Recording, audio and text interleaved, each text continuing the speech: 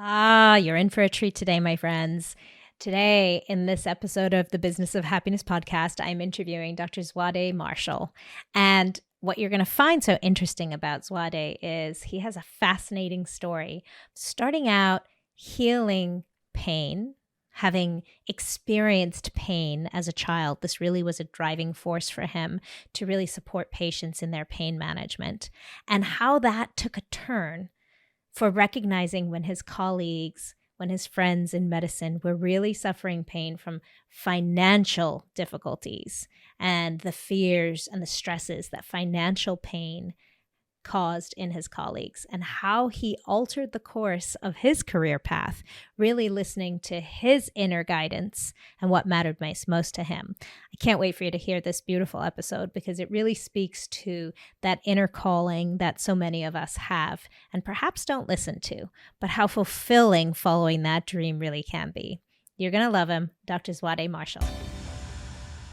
Hello and welcome to the Business of Happiness podcast. I am your host, Dr. Taryn MacCarthy, and today is going to be a fantastic day. I am so eager to introduce to you a spectacular man, Dr. Marshall. He is an Emory and Harvard trained double board certified anesthesiologist and interventional pain management specialist. He is also the co-founder of Doc to Doc Lending and chief medical officer of Regenerative Spine and Medical and Pain Specialists. He attended Emory University, where he completed his bachelor's degree in economics, interestingly enough, plays very well into what he's doing now. And in 2006, he began his career path to joint degree in both medicine and business, also at Emory University. And his interests now are in the processes and systems and efficiency models to improve operating room performance in healthcare settings. He's a fascinating man. I'm so excited for you to join this conversation, and especially around his interest in entrepreneurship as it relates to the medical world. So, welcome, Dr. Marshall. Dr. MacCarthy, it's a pleasure to be with you. You've got the perfect voice for this. Oh, It brightens the room to hear you do the introduction. well, So thank you. I received that. Thank you, my friend. So nice to hear that great compliment. Thank you. And thank you for all the incredible work that you're doing in this world. thank you. I think you're very kind, but I'm doing my part, and I love what platforms like yours do for us in bringing the network of physicians who are thinking about clinical medicine, but also beyond clinical medicine, and how to have a fulfilling career and balance in their lives as well. And so I'm thrilled to be with you and your audience today. Oh, so I'm so glad you started there. I'd love for you to share with us a little bit about your journey in terms of the beautiful work that you're doing in medicine and in pain management, and all the incredible support that you're doing philanthropically in Atlanta and in Guyana. And I'm sure that's another whole story. But I'd love for you to speak a little bit about this intrigue that you have in terms of entrepreneurship and how this has played into your personal fulfillment in medicine. Sure. Well, thank you. So like many of us in medicine, I think I have multiple interests, right? And this my journey in healthcare started as a kid growing up in a third world country. I was born and raised in British Guyana in South America, and was very asthmatic as a child, and so spent a lot of time with my mom in hospital rooms as I had severe asthma attacks. And at that time, and in my country, people actually died from asthma, despite what we know about it here in the first world. And that kind of turned me on to wanting to be in a position to help others. I found my path through going to medical school at Emory. I went to college there too and business school, and then on to residency and fellowship at Harvard in anesthesiology and now interventional pain. So my day-to-day practice is built around helping patients restore functional activity. I'm someone that does a lot of spine intervention work. So think of it as epidurals and radiofrequency ablations and spinal cord stimulators for those post laminectomy pain patients. And our mantra is that we want to get folks to doing the things that they love. It's not about narcotics, it's more about comprehensive multimodal therapy, inclusive of physiotherapy, interventions, and really a mental reframing around your identity and not being pain associated, but restoring, the joy in singing at church. Folks say that, hey, I want to sing, I want to stand and sing at church. I don't want to continue to have to sit in the pews, or I want to play with my grandkids or take them for walks. And that's all large part of what we do at my practice.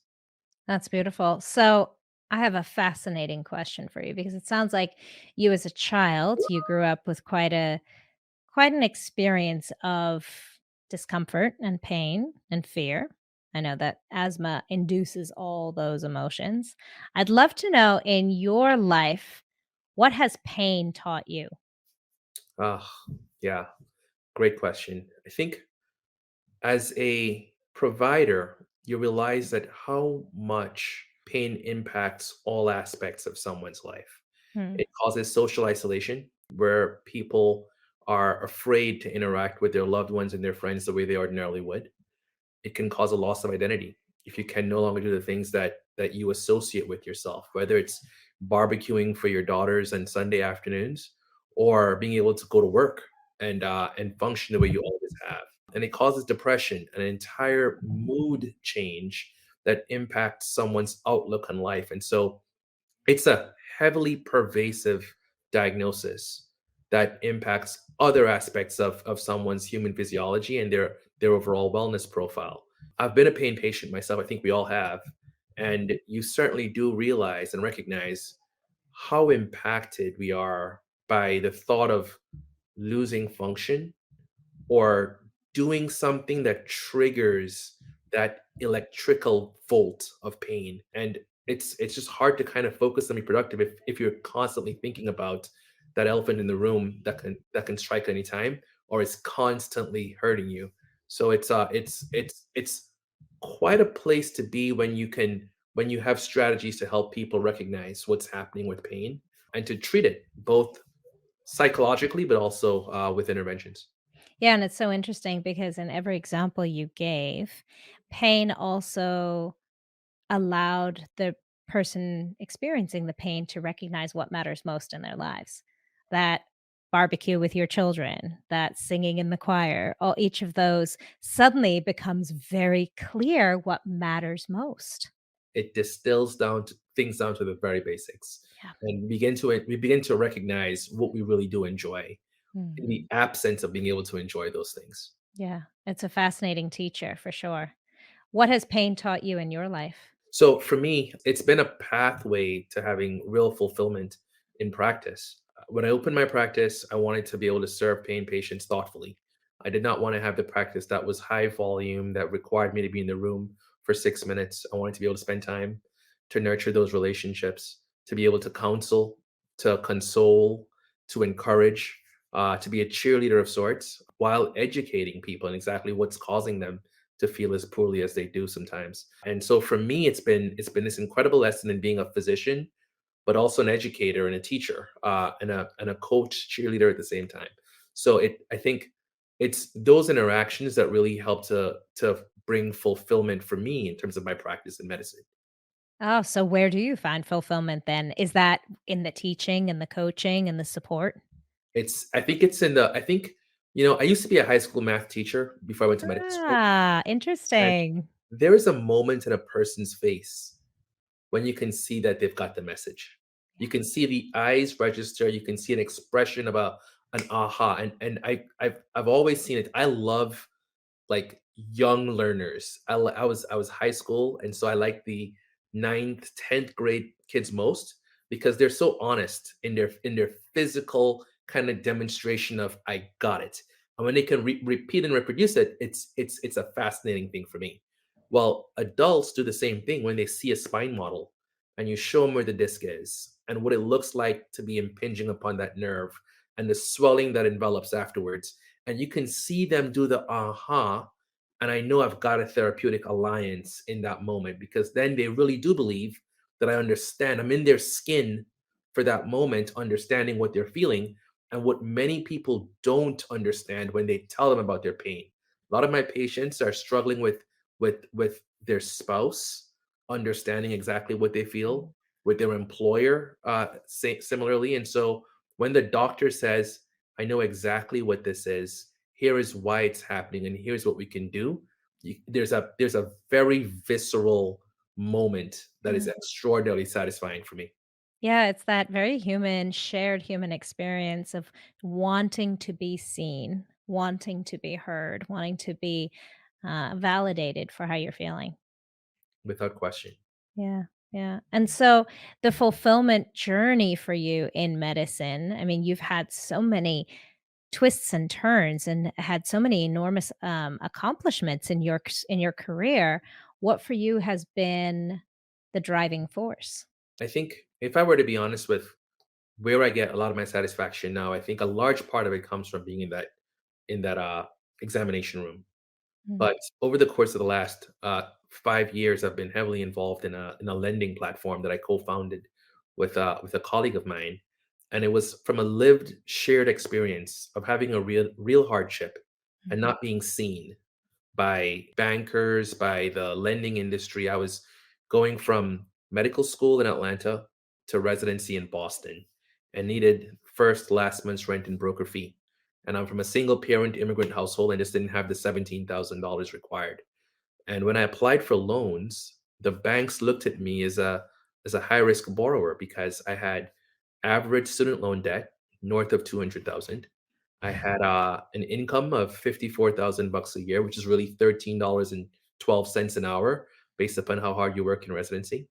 And my FICO score was a sub 700. So I was either denied loans or I was given a credit card interest rate. And it felt unfair because it's just the toll that the educational journey takes yeah. on the American trainee. And we decided to start a lending platform for doctors, physicians, and dentists that can be more thoughtful about how to underwrite risk for physicians and dentists. It's called doc to doc lending. And I get that kind of fulfillment, that satisfaction when I'm on the phone with our borrowers because our community, it's invested in by doctors and the doctors are borrowers. That's why it's a true doctor to doctor experience. And we've got a panel of physician investors who speak to our members as they borrow from us.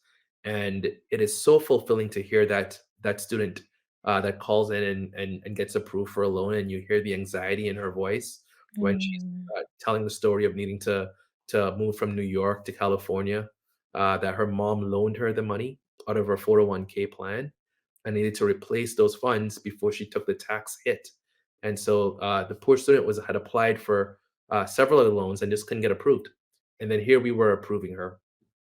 In the course of the conversation, I remember her sharing that she was going to taking her board exams 6 weeks later, and she was asking what it was like to be an intern when I was an intern. And you get this again, a real human experience of a shared lived experience that I can identify with. After we funded the loan, we sent her a packet of board prep materials and a note that said "Welcome to the family."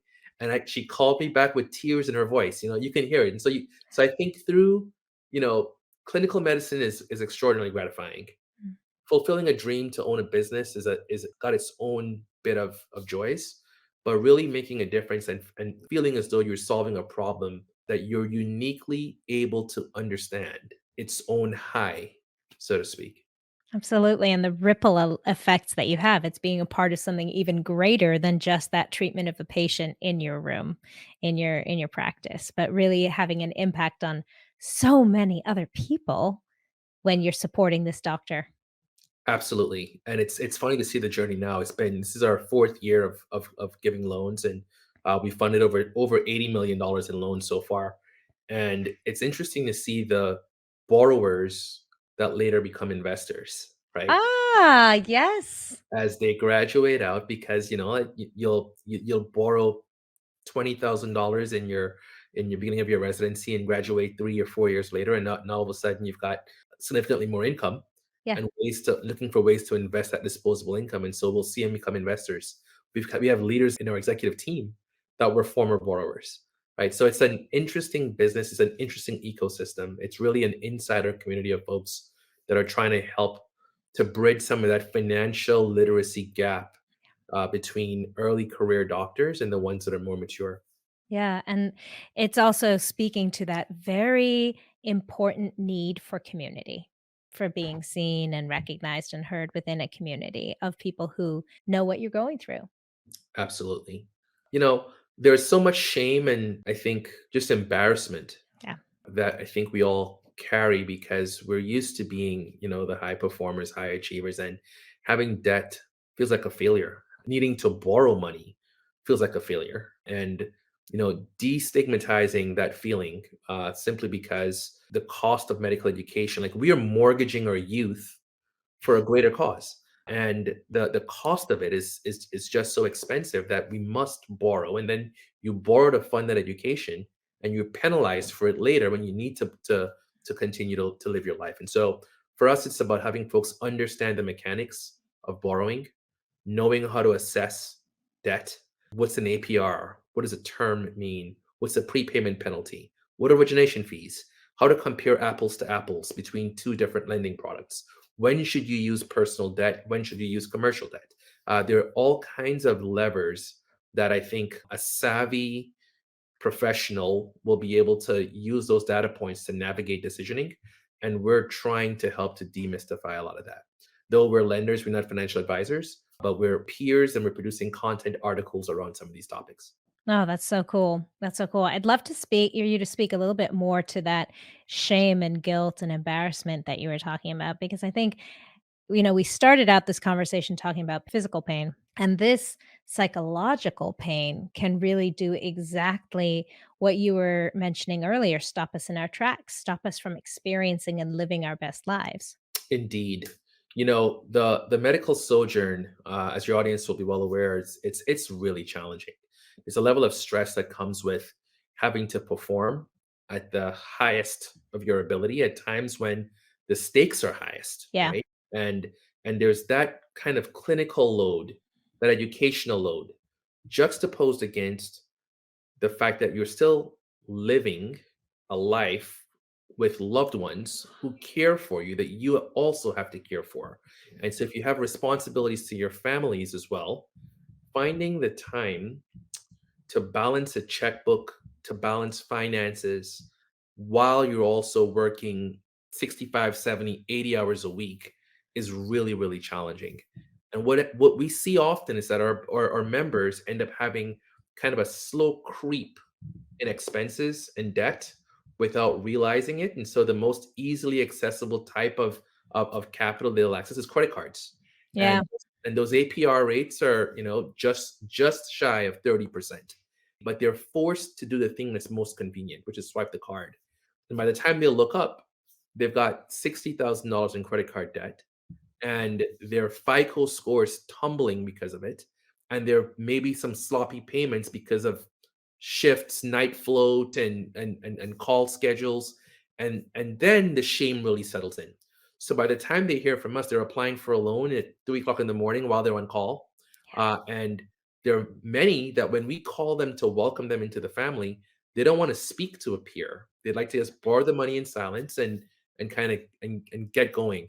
And so a lot of what we're doing in terms of our speaking engagements at conferences and around demystifying what the debt burden looks like for doctors, it's about exactly this, that we're all together in this. A quarter of all of us will borrow money formally for residency relocation.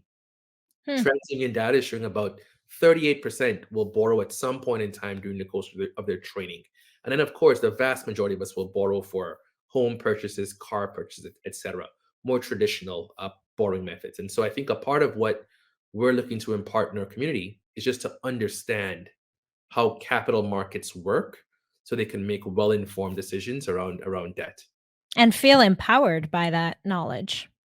Feel empowered by the knowledge and also be empowered by the fact that we as physicians are doing this for each other. We're not tethered to the capital markets because we're raising money from doctors. We're able to lend to physicians.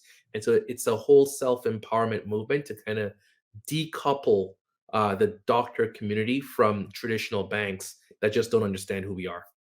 Fascinating. I have an interesting question for you. What did you want to be when you were a little boy? I'm picturing that young man in Guyana. What did you want to be when you grew up? It's a funny question for me. I'm from a very kind of rigid educational background and household where at a very early age, when it was clear that I had a propensity to my studies, my family always told me I was going to be a doctor. It was there were that was the only approved profession. And I think, like I had one of those moms that on my birthday every year would come into my bedroom and she'll while I was asleep, and then like I'd hear her in my bed on my birthday, and she'll remind me of all the things that I did the previous year to make her proud, and then will tell me the things that she wanted me to do in the following year. And it was a very subtle way of child manipulation. Indoctrination. I know. I like it. I like it. But my very earliest memories were always of becoming a physician, and I spent a lot of time with family members who are doctors, who mentored me as a kid. And as I suffered from asthma, and got treated, my doctor became a physician mentor for me. And so it was always a point of exposure that led me to really embrace becoming a doctor. Mhm. I want to thank you because this is very close to my heart is physicians, doctors and dentists supporting and taking care of one another because I think often men and women in the healthcare professions can be targeted by especially financial institutions for sure, but recognizing and being available for listening and supporting one another is such a powerful place to be and so needed in this day and age when, as you mentioned, guilt, shame, we think we have to be superheroes to withstand the punishing hours that we're asked to work, the stress and the overwhelm, and then also to just pretend that everything's fine when the financial stresses really build up. So I just want to thank you for really paying attention to that and for bringing this service to our colleagues. Thank you so much. It's been a remarkable journey. I think Yeah. I take pride in the success we've had, the people that we've served. Like we say affectionately internally that we aspire to be the USAA for doctors. And anyone that hears that, you know exactly what it means because Yep. USAA is such a strong brand for vets, right? And so we want our physician and dental colleagues to know that we know and we understand, we can empathize, and we're here to serve. And our trust pilot reviews tell the story in similar words that we aspire to. Like it's fantastic to see what we've done through the lens of our customer. And so we'll continue to innovate and grow and lean in to our community. That's really cool. And, before I ask you this final question that I ask of all my interviewees is what I would love to know is at the end of your day, what are you thinking about when I know you have you have beautiful children. You love to spend time traveling and playing racquetball and taking care of your own fitness and your own wellness. But at the end of the day, what are you focusing on? Sure. It's tough. It depends on the day and the month and the week, right? Mm, But I think ultimately, I'm the kind of personality that's prone to overwork. I bring work home all the time. And it's because of podcasts like yours and more thoughtfulness around just wellness, mental wellness, and being at my best. I'm leading teams of professionals that are older than I am, that are smarter than I am, that have been working within finance and healthcare for many years. And I have to somehow find a way to inspire, motivate, and hold them accountable. And for me to do those things, I have to be at my best. absolutely. And at my best, it's not just knowing the data and what the net interest margin is. It's also being able to kind of understand the human influences that motivate them as people, Mm, being in tune to what motivates and drives them. And for me to be there, I have to be whole and healthy. So I've taken an interest in being intentional about exercise. So I start my day very early in the morning in the gym, and that's my time that I own for those 90 minutes. And the days that I do work out are days that I feel more productive. And then on my commute home, I've got a pretty long commute. I'll spend some of that time in silence. Some days I'll listen to a podcast, and others I'll just escape into an audiobook. And so evenings for me, up until I hit the door, because once I hit the door, then I've got to be dad. dad's home. And so because I lose any semblance of kind of structure once I like being fun dad. I like chaos and going outside and playing soccer with my And kids. that's a part of the refueling too, right? There's gotta be a breakdown in the structure. There's gotta be some room for levity and love and sharing and playfulness. Absolutely. And I'll tell you, up until recently, though, I think I was getting home so exhausted that I was giving my best self to my job. And by the time I got home, I was drained and I was good enough to kind of like kick a ball or just like, joke around, but not really to be, a thoughtful, contributing parent that can really engage my kids beyond, just the surface level. And so, knowing that when I get home, I want to be there, and I want to bring whole parts of me to them, has been an intentional effort because it doesn't come easily when you do the kind of work that we do on a daily basis. But the intention is the magic, for sure, for sure. That's correct. So now, before we ask the final question, how can my audience find you? This is so fascinating, and I'm sure so many people have been listening to the beautiful opportunities that Doc to Doc offers. How can we find Doc to Doc and ask more? Perhaps there's someone out there who thinks they might be interested in asking for your services. Fantastic. Thank you for asking. It's doc, the number two, doc, lending.com. And we've got a live chat feature, and I'm Zwade, Zwade, at doc2doclending.com. I answer my own emails, and we are here to support, to encourage, and to give loans to our peers. Wonderful. So now, Zwade, my question to you is, what is your definition of happiness? So I think for me now it's become feeling absolutely fulfilled in every day, finding the joy in the simple things, getting a cup of coffee that's just the right bit of creamer with Mm. coffee in it, getting the cereal with the right amount of milk to cereal ratio, or even just seeing a sunset or a sunrise, and then getting into work and feeling like I'm making a difference. uh, I'm impacting my patients, but also my team members, that they see me, and see the work that we do together as being meaningful and serves a purpose, for the people that we take care of so that they can take care of their families. I find it extraordinarily gratifying to serve in multiple roles within a single day. So it's meaningful to have patients that are coming for help, but it's also meaningful to have, staff members that are looking for my leadership or guidance, or looking to guide or lead me in that moment.